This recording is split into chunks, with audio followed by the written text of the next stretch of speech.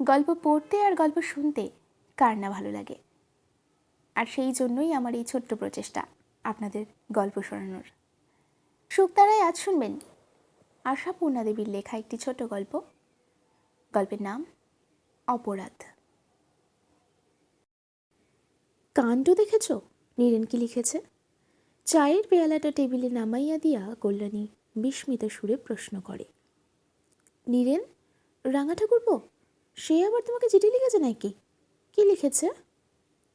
যা লিখেছে তা পড়ে তো চোখে সর্ষে ফুল দেখছি। ও মা, কেন গো, কি এমন লিখল? আর কি লিখেছে, এখানে ওদের সাহিত্য সম্মেলনী নাকি ঘোড়ার ডিম হবে, তাই আসছেন। কিন্তু নিজেদের বাড়ি থাকতে পরের বাড়িতে থাকবেন কি দুঃখে, তাই দয়া করে এই গরিবের কুড়ে পদার্পণ করবেন। কল্যাণী পরেশের রাগের কারণ বুঝিয়াও হাসিয়া ফেলে, বলে, নিজের লোক আসবে সে তো আনন্দের কথা, এতে রাগ কেন তোমার?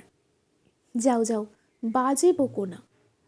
পরেশ চায়ের পেয়ালা তুলিয়া লইয়া আবার টেবিলে বসাইয়া দেয়। মাসের আজ 23 তারিখ, তা জানো নাকি জানো না?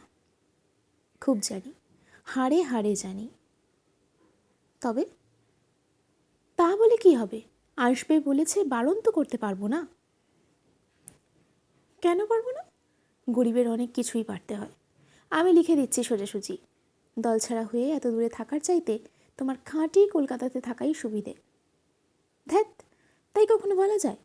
ওর নিজের সুবিধা অসুবিধা না ভেবে কি আর লিখেছে? তাহলে বুঝতে পারবে তোমার ইচ্ছে নেই। পারলে আর কি করা যাবে, চালাবো কি করে তাই বলো। যদি আমাদের মতো অবস্থার লোক হতো আলাদা কথা ছিল, ওরা কি চালে চলে তা জানো না তুমি? দুনিয়া যে দুঃখ কষ্ট অভাব অভিযোগ আছে সে কথা যেন মানতেই চায় না। হ্যাঁ জানি, ও বাড়ির কাকার বাড়ি গিয়েছি তো 2-1বার, নতুন বউ ছিলাম যখন। কি সুন্দর বাড়ি, কি চমৎকার সাজানো, কত গয়না খুড়িমার। তেমনি কি সুন্দর অহংকার, কি চমৎকার লম্বা চাল। নতুন খুড়ি আমাদের মা জেঠিমার সঙ্গে ভালো করে কথাই বলতেন না, বুঝলে? কল্যাণী হাসিয়া বলে, সেই রাগ আছে এখনো? রাগ মোটেই নয়, তবে মনে আছে এই পর্যন্ত। অবশ্যই নীরেন সুরেন বরাবরই ভালোবাসে আমাদের, কিন্তু ওই যা বললাম, দারিদ্র জিনিসটা কি সেটা জানে না বলেই বোধহয় নেহাত অবুঝ। আমাদের খাওয়া পড়া চাল চলন দেখলে মিনিটে মিনিটে অবাক হবে, এই আর কি। কল্যাণী মিনিটখানেক চুপচাপ থাকিয়া বলে, কদিন থাকবে? কে জানে কদিন, তবে সপ্তাহখানেকের কম কি আর। তখন পরে স্বর পড়িয়া যাওয়া ঠান্ডা ছাটা তুলিয়া লইয়া এক নিঃশ্বাসে শেষ করিয়া ফেলে বরেশ। মুখ দেখিয়া মনে হয় নিমের পাঁচন গিলিয়াছে বুঝি। কল্যাণী খানিক পরে ঘুরিয়া আসিয়া আবার বলে, দেখো, বারণ করে দেওয়াটা কি ঠিক হবে? যতই হোক জ্ঞাতি, এই নিন্দেটুকু চিরদিন রয়ে যাবে। লোকলজ্জা বলে একটা কথা আছে তো। লোকলজ্জা আছে তা পরেশও জানে না এমন নয়, কিন্তু নিজের পকেটের অবস্থা কল্পনা করলেই যে হাত পা ঠান্ডা হইয়া আসে তার। মাসের শেষে 7-8টা দিন যে কিভাবে চলে একমাত্র ভগবান জানেন। কল্যাণী তো লোকলজ্জার দোহাই করিয়া নিজের বুদ্ধি বিবেচনার প্রমাণ দিল, কিন্তু বিবেচনার আরও একটা দিক কি নাই? পরেশের সারা মাসের সমগ্র সংসারের খরচ নীরেনের 1 মাসের সিগারেটের খরচা হওয়া বিচিত্র নয়, হয়তো আরও বেশি। তাহাকে ডাকিয়া আনিয়া 7 দিন চালানোই কি সোজা? কিছুটা অন্তত সৌষ্ঠব করিয়া চালানো। সৌষ্ঠব করিতে গেলে নিজেদের পরন পরিচ্ছদ বিছানা বালিশ সব কিছুর ওপরই সাময়িক একটু প্রলেপ লাগাইতে হয়। অতিথির জন্য আহার আয়োজন যেটুকু বৈচিত্র্য বা আড়ম্বর, অতিথির সঙ্গে সঙ্গেই নিজেদেরও ভাগ পাইতে হয় তার। মাথার তেল দাঁতের মাজন হইতে শুরু করিয়া চায়ের পেয়ালা পিরিচ পর্যন্ত সব কিছুর ওপর হইতে দারিদ্র্যের জীর্ণ বিভিন্নতা দূর করিতে গেলে কোথায় গিয়া ডুবিতে হয় তার কি হিসেব আছে? আর যদি দৈন্যের চরম রূপকে গোপন করার চেষ্টা মাত্র না করিয়া ভিক্ষুকের বেশে দাঁড়াও, সে তো আলাদা কথা। হয়তো করুণার বশে উপহারের ছদ্মবেশ পড়াইয়া কিছু সাহায্য করিয়া যাইতেও পারেন নীরেন। কিন্তু কেন? চক্ষু লজ্জা জিনিসটা কি এত প্রবল পরিক্রমাশালী? কল্যাণীর তাই মত। পরেশই যে একেবারে চোখের চামড়াহীন তাও তো নয়। অনেক ভাবিয়া চিন্তিয়া সে এমন অভদ্রের মতো প্রস্তাবটা করিতে চাইতেছিল, কিন্তু ঘণ্টাখানেক ধরিয়া অনেক খসড়া, অনেক মুসাবিদার পর লাঠি বজায় রাখিয়া সাপ মারা, কৌশল সম্বলিত একখানি চিঠি খাড়া করিয়া কলমটি সবে নামাইয়া কল্যাণীকে ডাক দিয়াছে পরেশ। হঠাৎ উঠানের দরজার কাছে বহুদিন পূর্বে শ্রুত পরিচিত কণ্ঠটি বাজিয়া ওঠে। কই নতুনদা, খবর কি? বাড়িতে আহটা হতো? মুহূর্তের মধ্যে চিঠিখানা বিছানার তলায় চালান করিয়া দিয়া বিবর্ণ মুখে হাসি টানিয়া আনিতে আনিতে পরেশ ঘরের বাহিরে আসিয়া দাঁড়ায়। আরে তুমি আজকেই এসে পড়লে যে? এই তোমাকে চিঠি লিখতে বসছিলাম। নীরেন পিছনের কুলিটার হাতে খুচরা গনিয়া পয়সা দিতে দিতে সহসে বলে, কি লিখছিলে? ভাষা। যদিও তুমি আসিবে শুনিয়া যার পরনাই আনন্দিত হইলাম, কিন্তু ইত্যাদি। অতএব কুলবাহিত চকচকে চামড়ার সুটকেসটা এবং নীরেনের গায়ের ঝকঝকে গরদের পাঞ্জাবিটার পানে চকিত দৃষ্টি ফেলিয়া পরেশ হো হো শব্দে হাসিয়া ওঠে। তা কেন? সোজাসুজি বলেই দিচ্ছিলাম। এসো না হে ভায়া, আমার এখানে জায়গা হবে না। তোমার বৌদি আবার নিজেদের নিভৃত কুঞ্জে বাইরের লোকের ভিড় পছন্দ করেন না কি না? যে সুরে বলা হয় কথাটা, তাতে অবশ্য সন্দেহ থাকে না যে নিতান্তই পড়িয়া সেটা। বলা বাহুল্য, কল্যাণীও আসিয়া দাঁড়াইয়াছিল। মিথ্যে রাগের ভান দেখাইয়া বলে, দেখছো রাঙা ঠাকুরপো, দেখো খামোখা ভদ্রমহিলার নামে কিরকম মিথ্যা অপবাদ দেওয়া। মানহানির মামলা আনব বলিয়া উঠিয়া আসে নীরেন। কই ছেলে মেয়েদের দেখতে পাচ্ছি না যে? গেছে খেলা করতে, আসবে এক্ষুনি। তারপর তোমার খবর কি? আমাদের খবরের জন্য তো ঘুম হচ্ছে না আপনার, নেহাত প্রাণের টানে এসে পড়লাম তাই। ইস, নিজের কাজ না পড়লে আসতেন যে। হয়েছে হয়েছে, ঝগড়া টগড়া সব তোলা থাক। এখন সকলের আগে এক পেয়ালা চা আনুন দেখি। চা? এক পেয়ালা চা? আকাশ হইতে আছাড় খাইলে কেমন লাগে? হীরের আংটি, গরদের পাঞ্জাবি আর 52 ইঞ্চির ফরাস টাঙার ধুতি পরা এই সুকান্তি ভদ্রলোককে কোন পেয়ালা চা দেবে কল্যাণী? মোটামোটা যে গোটা 3-4 পেয়ালা আছে বাড়িতে, তার সবগুলো যে হাতল ভাঙা, পিরিচই বা কই? প্রস্তুত হইবার অবকাশ মাত্র না দিয়া এরকম অভব্যের মতো আসিবার কি প্রয়োজন ছিল নীরেনের? ছেলেমেয়েরা বেড়াইয়া ফিরিবে এক্ষুনি। সন্তুর পরনে কি আছে? নীল ডোরা কাটা সেই হাফ শার্টটা না? কলারটা কবে যেন ছিঁড়িয়া উধাও হইয়া গিয়াছে যার। মিনুর গায়ে কল্যাণীর কোন জন্মের পুরনো একখানা ভয়েল শাড়ি কাটা ফ্রক। পাশের বাড়ির লতিকার কাছ হইতে শ্বেত পাথরের মতো দেখিতে সেই পেয়ালে একটা চাহিয়া আনা যায়, কিন্তু ছেলে মেয়েদের জামা জুতো, নিজের স্ত্রীহীন শাড়িখানাও কি কিছুই পীড়াদায়ক নয়? চিন্তা বাতাসের চাইতেও নাকি দ্রুতগামী। পলকের মধ্যে কত কী তো ভাবিয়া ফেলিল কল্যাণী, তবু কত অজস্রই বাকি থাকিল। হীরের আংটি আর 52 ইঞ্চি ধুতির মালিকটি রহিয়াই গেল যখন। মিনিটে মিনিটে নতুন নতুন বিপদ আসিয়া দেখা দেয় নতুনতর দুশ্চিন্তা। প্রতি পদক্ষেপে, প্রতিটি আচরণে কি নিদারুণ লজ্জা! নীরেন অবশ্য চাল ফলায় না, কিন্তু তার স্বাভাবিকত্বটুকুও যে পরশের চোখে রীতিমতো চাল। গায়ের রক্ত নিংড়াইয়া প্রাণপাত করিয়া যে আয়োজনটুকু করিয়া আনে পরেশ, সংসারের হাড় ভাঙা খাটুনির মধ্যে কত কষ্টে কত যত্নে কল্যাণী যা পাতে তুলিয়া দেয়, সেই মহামূল্য জিনিসগুলো কি অনায়াস অবহেলাতেই পাতের নিচে ফেলিয়া দেয় নীরেন? সন্দেশ রসগোল্লার মতো দুর্লভ বস্তুই কিনা আধখানা খাইয়া বাকিটা জলের গ্লাসে ডুবাইয়া দিতে কিছুমাত্র দ্বিধা করে না নীরেন। এই 4 দিনের মধ্যে 3 দিন এই মর্মান্তিক দৃশ্য দেখিতে হইয়াছে পরেশকে। অসহ্য হইয়া আজ সকালে তো বলিয়াই ফেলিল পরেশ। ফেলিবার প্রয়োজন কি?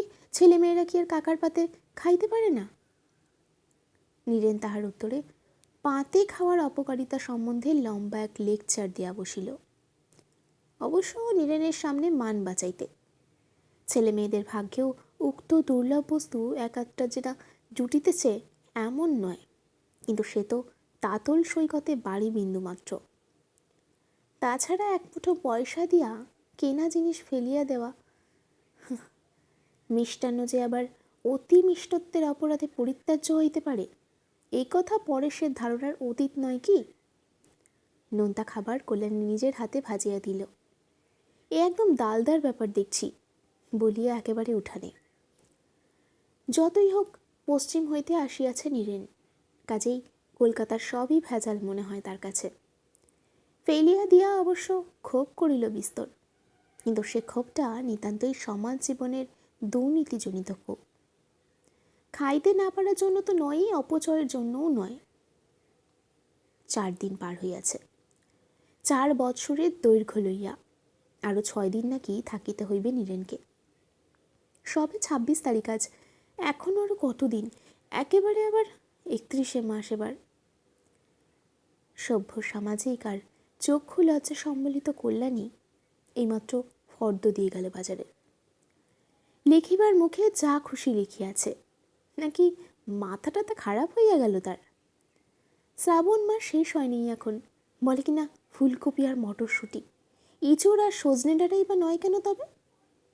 মাংস, ডিম, ফুলকপি, মটরশুঁটি, বড় কই মাছ, অনেকগুলো বাগদা চিংড়ি, লাউ, নারকেল, কিশমিশ, আলু বোখরা, কত ফিরিস্তি। এইখানে এই শহরতলির বাজারে পাওয়া যাইবে না জানা কথা, কিন্তু কলিকাতার বাজারে লোক পাঠাইলেই ঠিকই পাওয়া যায়। কিছু বকশিস দিলে লতিকার চাকরি আনিয়া দিতে পারে। অমনি তার সঙ্গে চিনি পাতা দই ও সামান্য কিছু রাবড়ি। এটা কি হয়েছে? পরেশের কণ্ঠস্বর যতই চাপা হোক, ক্রোধটা ধরা পড়ে। শঙ্কিত কল্যাণী বলে, কি এই ফর্দ? এ কি আমার শ্রাদ্ধের ভোজের ফর্দ হয়েছে? চমকাইয়া মুখ তোলে কল্যাণী। এ কি, এমন রূঢ় কথা তো জীবনে উচ্চারণ করে না পরেশ। ম্লান মুখে বলে, কদিনই তো সোজাসুজি মাছ ভাত খাওয়ানো হলো, যাবার আগে 2-1 দিন একটু বিশেষ না করলে? সোজাসুজি মাছ ভাত করতেই এই 4 দিনে 13 টাকা ধার হয়েছে আমার, তা জানো? ধার মনে করলেই আমার মাথা খারাপ হয়ে যায়, আর একটি পয়সাও ধার করতে পারবো না, ব্যাস। কল্যাণী ছল ছল চোখে বলে, আর এই যে রাঙা ঠাকুরপো, সন্তু মিনুকে কত টাকার খেলনা এনে দিল কাল কলকাতা থেকে, ছবির বই দিল 3-4 খানা, কোনো না 20 টাকা 25 টাকার জিনিস হবে। বেশিও হতে পারে বুঝলাম, কিন্তু আমার তাতে কি সাশ্রয় হলো? খেলনা বেচে তোমার কপি মটরশুঁটি আনা যাবে? ছলছল চোখের কোণ বহিয়া 2 ফোঁটা জল গড়াইয়া পড়ে। কি ভয়ানক কটু কথা বলিতে শুরু করিয়াছে পরেশ। ও কেন বোঝে না কল্যাণীর আবদার শখের আবদার নয়, নিতান্তই সম্মান বজায় রাখার প্রশ্ন। কার সম্মান? পরেশেরই নয় কি? 5 টাকার ডাল ভাত খাইয়া নীরেন যদি 25 টাকা শোধ দিয়া যায়, খুব কি মুখ উজ্জ্বল হইবে পরেশের? তবু খাওয়া দাওয়ার আয়োজনটা তেমন ভালো করিতে পারিলে, যত্ন আত্মীর ভাব বেশি দেখাইলে কিছুটা মান থাকে তো। কে জানে, হয়তো যাওয়ার আগে আরও কিছু দেওয়া যাইতে পারে। তখন কোন মুখে মুখ দেখাইবে কল্যাণী? কল্যাণীকে? নীরেন তো তার বাপের বাড়ির দিকের লোক নয়। মান সম্মান যা কিছু সবই তো পরেশের, অথচ এই সাদা কথাটুকু কিছুতেই বুঝিবে না পরেশ। ধার করা খুব খারাপ নিশ্চয়ই, কিন্তু নীরেন তো বারে বারে আসিবে না। জীবনে আর কোনো দিনই হয়তো সুযোগ মিলবে না তার আত্মীয়তার, উপহারের শোধ দিবার। পরের মাসে না হয় আরও কষ্ট করিয়া চালানো যাইবে, এখনকার মতো তো মান রক্ষা হোক। কিন্তু না, পরেশ যেন বুনো ঘোড়ার মতো জেদ ধরিয়া বসিয়া আছে। অনেক তর্কের পরও ধার আর 1 পয়সাও করতে রাজি হয় না সে। হ্যাঁ, ভালো ভালো দামি জিনিস আনিয়া দেবে না কেন? কল্যাণী দিক টাকা, যদি তেমন সঞ্চিত অর্থ তার থাকে কোথাও। হায় ভগবান, পরেশ কি জানে না কল্যাণীর কোথায় কি আছে? একটি ফুটো পয়সায় কি কল্যাণী নিজের বলিয়া তোলা আছে কোথাও? সোনা বলিতে 1 ছিটে তাই কি বজায় আছে? সন্তুর টাইফয়েড সেবার রাংরতিটুকুও গেছে যে। তবু রাগে দুঃখে একটা অবিমৃষ্যকারিতা করিয়া বসে কল্যাণী। বলে, বেশ, তুমি ধার করে করো, এখন শোধ দেব আমি। বটে নাকি? তা বেশ ভালো। বেশি করে কিছু নাও না, বরং যাওয়ার সময় নীরেনের বউ ছেলের নাম করে 1 হাঁড়ি মিষ্টি দেওয়া যাবে 10 টাকা দিয়ে। কুটিল একটু হাসিয়া পরেশ ফর্দটা হাতে বাহির হইয়া যায়। কিছুক্ষণ পরেই নীরেন আসে। যা ভয় করিয়াছে কল্যাণী ঠিক তাই। কলিকাতা হইতে কল্যাণীর জন্য দামি একখানা শাড়ি আনিয়া হাজির করিয়াছে ধীরেন। ছি ছি, এ কী কাণ্ড রাঙা ঠাকুরপো! না ভাই না, কখনো না, এই শাড়ি নিতে পারবো না আমি। শুধু শুধু তুমি কেন এত খরচ করবে? নীরেনকে কথায় হারানো সহজ নয়, রাগ করে না, হেসে বলে, শুধু শুধু মানে কি? অর্থের সার্থকতা তো নারীর অঙ্গে। ধরুন এই টাকায় যদি আমি ট্রাউজার করিয়ে আনতাম, তাকিয়ে দেখতো কেউ? আর শাড়ি কিনে শুধু নিজের চোখেই সুখ না, পছন্দের তারিফটা উপরি পাওয়া। আচ্ছা বলুন, পছন্দ আছে নাকি আপনার? খুব আছে, কিন্তু যাকে মানায় তাকেই দেওয়া উচিত। আমি কখন কোথায় বা যাচ্ছি, দামি শাড়ি নিয়ে করব কি? এ তুমি রাঙা বউয়ের জন্য নিয়ে যাও। আহা, তোমার রাঙা বউকে তো জীবনে একখানি ভালো শাড়ি দিইনি। শত দুঃখেও হাসি পায় কল্যাণীর। বলে, দেবেই তো, জীবন ভরই দেবে। আরে বাপু, সে তো বলা বাহুল্য, তাই বলে স্বাদ হলে জীবনেও আর কারোর জন্য একখানি শাড়ি কিনতে পারবো না, এরকম কোনো লেখাপড়া আছে? কিন্তু সত্যিই রাঙা ঠাকুরপো এটা নিতে মোটে মন সরছে না। তাই না হয় সাধারণ আটপৌরে শাড়ি দিতে একটা। দায় পড়েছে, নাই দিলাম। তোমার দাদা কিন্তু রাগ করবেন। নাকি? তো ভালোই তো, দুমুঠো চাল বেশি নেবেন। এই মানুষের সঙ্গে কে তর্ক করিবে? তোমাকে নিয়ে আর পারা যায় না, গছাবে তবে ছাড়বে, আর কি। এই এতক্ষণে যে চিনতে পেরেছেন আমায়, এর জন্য ধন্যবাদ। রাত্রে কল্যাণী পরেশকে দেখায় শাড়িখানা। সোনালি জরির তাবিজ পাড় টাঙ্গাইল শাড়ি। ভাবিয়াছিল পরেশ রাগ করবে, কত তর্ক করতে হইবে, কিন্তু ব্যাপারটা হলো অন্যরকম। বাহ, বেশ কাপড় বলিয়া 1 মিনিটের মধ্যে পাশ ফিরিয়া ঘুমাইয়া পড়িল পরেশ। যেন কল্যাণী শাড়ি পাইয়া আনন্দে গদগদ হইয়া উঠিয়াছে, অতএব তাহার আর গ্রাহ্য করিবার কিছু নাই। কল্যাণীর সামনে যাই করুক, দয়া করিয়া যে নীরেনের সামনে বিরক্তি প্রকাশ করে না পরেশ, এই ঢের। বরং খুব হাসি খুশি করিয়াই কটা দিন কাটে। কল্যাণীর মনের মতো করিয়াই আয়োজন করিয়া আনে পরেশ। দিব্য হইচই করিয়া খাওয়া দাওয়া হয়। সন্ধ্যার পর জ্যোৎস্নায় বেড়াইতে যাওয়া হয় সপরিবারে। শহরতলির এই অঞ্চলটা কলকারখানা বহুল হইলেও রাত্রে মনোরম দেখায়। পুলকিতা কল্যাণী বলে, এতদিন রয়েছি এখানে, রাত্রে যে বেড়ানো যায় এ কিন্তু ভাই কখনো জানি না। আশ্চর্য! আচ্ছা নতুনদা, এতে তো আর পয়সা খরচ হয় না, বেরোলেই পারো। কিট্টে বলিয়া পরেশকে যখন তখন ঠাট্টা করে নিলেন। সংসারে যা কিছু ত্রুটি ধরা পড়ে, সবই পরেশের কুড়েমি আর কিপটেমির ফল বলিয়াই ধরিয়া লইয়া হাসাহাসি করে কল্যাণীর সঙ্গে। পরেশ যা উত্তর দেয় সেটাও সরস। যাইবার আগের দিন কিন্তু কিছুতেই আর কল্যাণীকে হাসানো গেল না। কি যেন এক মামলায় হারিয়া সর্বশান্ত হইয়াছে সে, এমন ভাব। বাকপটু নরেনের তৎপর সরস হাসিগুলো যেন আজ অকেচো হইয়া ফিরিয়া আসে। শেষ পর্যন্ত পরেশকে বলিতে হয়, কি গো, তোমার যে দস্তুর মতো বিরহ লেগে গেল। পরিহাস বটে, তবে কিছু কি ঈর্ষা জড়ানো আছে? কিন্তু কথাটা কি নিতান্তই পরিহাসের? রুক্ষ একঘেয়ে জীবনে কতটুকু সরসতার প্রলেপই কি কম মূল্যবান? যাক, তাই বলিয়া বিরহটা এত জোরালো হওয়া উচিত নয় যে মানুষটা উপস্থিত থাকিতে থাকিতে এই বিরহের বাষ্পে কণ্ঠরুদ্ধ হইয়া কথাই বন্ধ করিয়া দেবে। এটা যেন নিতান্তই বাড়াবাড়ি। একে মন খারাপ রহিয়াছে কল্যাণীর। পরদিন আবার ঘটিল একটা বিশ্রী ঘটনা। সোনার বোতাম শুদ্ধ সিল্কের শার্টটা পরশু না কবে যেন দালানের আলনায় রাখিয়াছিল নীরেন। এমন তো প্রতিদিনই রাখে। খোঁজ করিতে গিয়ে দেখে জামা আছে, বোতাম নেই। অথচ ঝি চাকর বলিতে কিছুই নেই কল্যাণীর সংসারে। খোয়া গেল বোতাম জোড়াটা। আর ঠিক সেইটাই যেন নীরেনের বিবাহের আশীর্বাদী জিনিস। সারা সকাল সারা বাড়ি তোলপাড় করিয়া বেড়ায় পরেশ। সম্ভব অসম্ভব সকল জায়গায় খুঁজিয়া খুঁজিয়া হয়রান হইয়া পড়ে। পরেশের বাড়ি বেড়াইতে আসিয়া ক্ষতিগ্রস্ত হইল নীরেন। এটা যেন পরেশেরই কি এক অপরাধ। কল্যাণীও চিন্তাক্লিষ্ট ম্লান মুখে নীরবে কাজকর্ম করিয়া যায়। নীরেন নিজে কিন্তু খোঁজাখুঁজির মধ্যে যায় না, গুম হইয়া থাকে।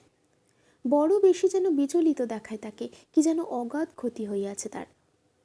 অথচ সামান্য একজোড়া বোতাম। ভরি তেলেকের বেশি সোনা নাই যাহাতে। এটুকু ক্ষতি সত্যিই কিছু আমার মারাত্মক নয় নীরেনের পক্ষে।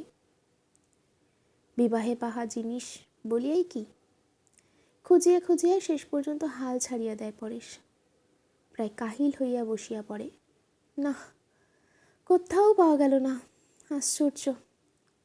আশ্চর্য হইবার কিছুই নেই, নীরেন গম্ভীর মুখে বলে। জানতাম পাওয়া যাবে না, মিথ্যে খাটলে। তার মানে কি নীরেন? আহত স্বরে পরেশ বলে। তোমার কথার টোনটাতে ভালো লাগলো না। তোমার কি কোনো সন্দেহ হচ্ছে? সন্দেহের কথা হচ্ছে না। জামায় পরানো বোতাম রাতারাতি উড়ে গেল খাটের তলা, ট্রাঙ্কের পিছন ঘুরে বেজানো নেহাত বাজে খাটুনি। এ কথাই শুধু বলেছি আমি। পরেশ ক্রুদ্ধ গম্ভীর স্বরে বলে, দেখো নীরেন, গরিব হলেই ইতর হয় না। যাক, খুব শিক্ষা হলো। শিক্ষা আমারও কিছু কম হলো না নতুনদা, তবে দুঃখের শিক্ষা। যাক, অভিজ্ঞতার মূল্যও সর্বদা দিতে হয় বই কি। কিন্তু অনুরোধ করছি, আর অনর্থক খোঁজাখুঁজি করে বেশি শো করো না। তুমি কি তাহলে বলতে চাও? আমি আর এক তিলও কিছু বলতে চাই না। দয়া করে এই আলোচনা বন্ধ করো নতুনদা, আর ভালো লাগছে না। দ্বিতীয় আর কোনো কথা না বলিয়া কোথা যেন বাহির হইয়া যায় নীরেন। নীরেন বাহির হইবা মাত্র পরেশ রান্নাঘরের দরজায় আসিয়া ভীষণ মুখে বলে, তোমার সঙ্গে কথা আছে, শুনে যাও। কি কথা? ভারী ক্ষীণ লাগে কল্যাণীর কণ্ঠস্বর। কাল যে 32 টাকা দিলে, কোথায় পেয়েছো সে টাকা? ছিল ছিল কিন্তু এমন কোথায় ছিল বলতে পারো যে এতদিন ধরে এই সংসার রাক্ষসীর হাঁ থেকে বাঁচিয়ে রাখতে পেরেছো? লতিকার কাছে রেখে দিয়েছিল। কল্যাণী, তাকাও আমার দিকে, মুখ তোলো, তোলো মুখ। ছি ছি কল্যাণী, এত ইতর হয়ে যেতে পারো তুমি? এ যে কল্পনার বাইরে। উফ, এই মাত্র বড় মুখ করে বলে এলাম নীরেনকে, গরিব হলেই ইতর হয় না। দুই হাতে চুলের মুঠি চাপিয়া ধরিয়া টানতে থাকে পরেশ। রাগের শিরা ওঠা রক্তচক্ষু ভীষণ দর্শন মুখখানা দেখিয়া পরেশ বলিয়া চেনা শক্ত। তুমি কি মনে করছো আমি? আবেগে থরথর করিয়া পাংশু ঠোঁট দুইখানা কাঁপিয়া ওঠে কল্যাণীর। আমি? শুধু আমি? যার জিনিস চুরি গেছে সেও কি মনে করতে বাকি রেখেছে? উফ ভগবান, কি মনে হচ্ছে যেন কল্যাণী, কারখানা থেকে আর যেন ফিরতে না হয়। মেশিনের দাঁতে আটকে বয়লারের মধ্যে পড়ে গিয়ে যেন যেমন করে হোক এই ঘৃণ্য জীবনের শেষ হয়ে যায় যেন। বলিতে বলিতে যেন নিজেকে আর সামলাইতে পারে না পরেশ। ঘৃণ্য ও ধিক্কারের তীব্র তিক্ত কটু কথায় যত কিছু ভাষা জানা ছিল তাহার সব কিলো উচ্চারণের পর অবশেষে ঊর্ধ্বশ্বাসে কারখানায় ছোটে। কলের বাঁশি বাজিয়াছে কি আজ? পরেশ তো চলিয়া গেল, নীরেন সেই গেল আর ফিরিল না।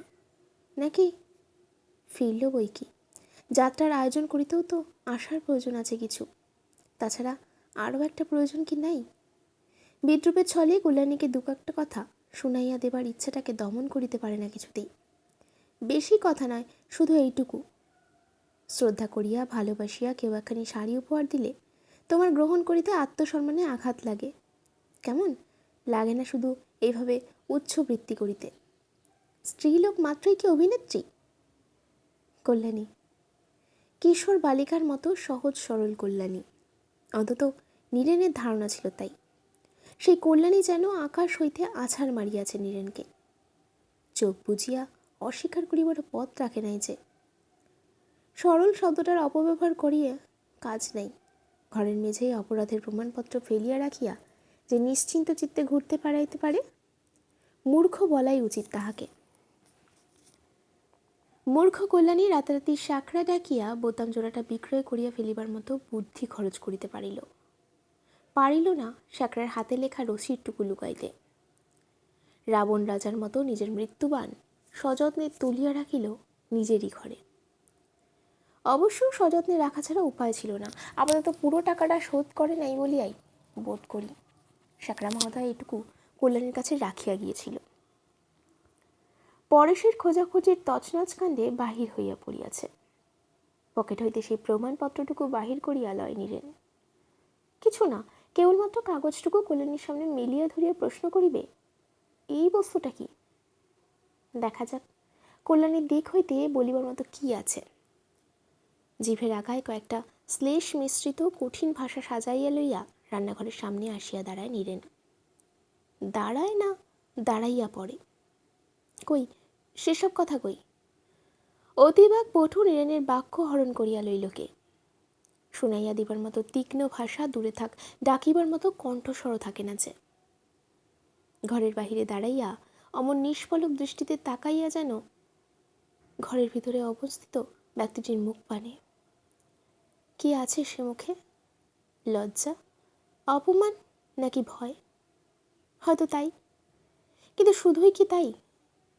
মুখের ভাষা পাঠ করিবার মতো বিদ্যা আছে নীরেনের? না থাকিলে অতক্ষণ নির্নিশেষ দৃষ্টিতে চাহিয়া থাকে কেন? চাহিয়া চাহিয়া একসময় হঠাৎ হেঁট হইয়া একটি প্রণাম রাখে দরজার বাহিরে।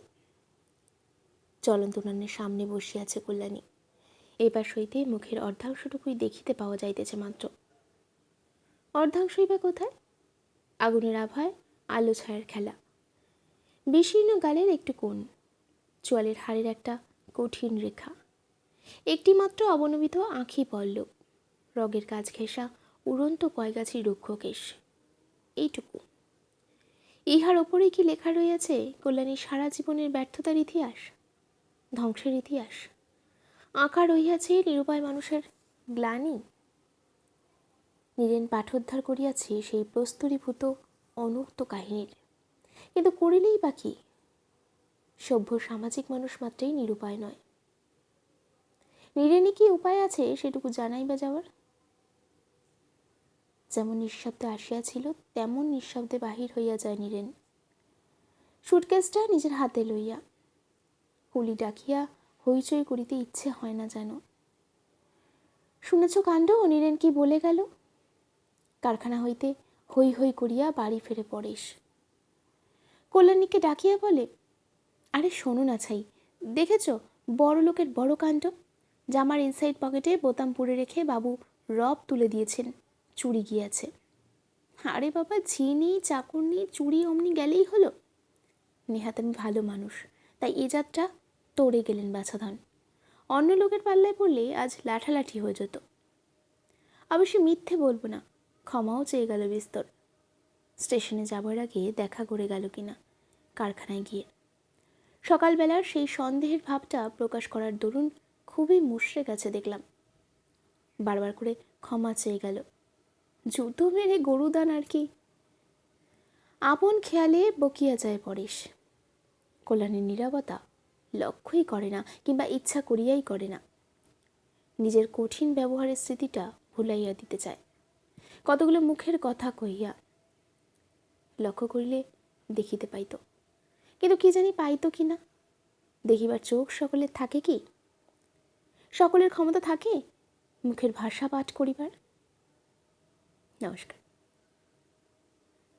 গল্পটি কেমন লাগলো অবশ্যই কিন্তু কমেন্টস করে জানাবেন, আর প্রিয়জনের সাথে শেয়ার করতে ভুলবেন না। আজ এই পর্যন্তই।